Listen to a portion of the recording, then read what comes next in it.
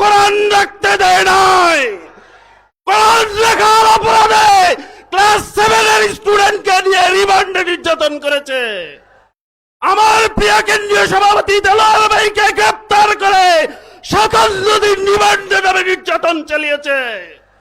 আমার প্রিয় স্নেহের দায়িত্বশীল ওলিউল্লাহ এবং মুকদ্দাস ভাইকে এখনো গুম করে রেখেছে, এখনো আমরা তাদেরকে পাই নাই। আমাদের প্রিয় দায়িত্বশীল আমির জামাত মতিউর রহমান নিজামী, আলী হাসান মোহাম্মদ মুজাহিদ ভাইকে ফাঁসি দিয়ে তারাই বাংলার জমিনকে ইসলামী আন্দোলনকে নিঃশেষ করে দিতে চেয়েছিল। তারা জানে না ইসলামী আন্দোলনের কর্মীরা এক আল্লাহ ছাড়া আর দুনিয়ার কাউকে ভয় করে না। ফলে এই আন্দোলনের কর্মীরা বাংলাদেশে আছে, ফ্যাসিবাদরা বাংলাদেশ ছেড়ে চলে গিয়েছে।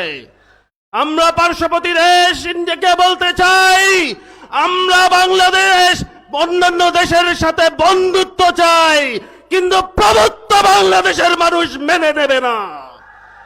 তাই আপনারা আপনাদের ডিপ্লোমেসি সুন্দরভাবে মেনটেন করবেন। সম্মানিত উপস্থিতি, আমরা বলতে চাই, আমরা যে রক্ত দেখেছি এরকম রক্ত আর দেখতে চাই না।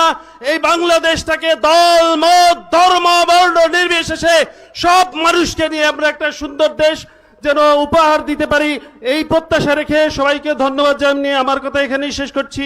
আসসালামু আলাইকুম রহমতুল্লাহ। বাংলাদেশ জিন্দাবাদ, বাংলাদেশ জামাত ইসলামী জিন্দাবাদ।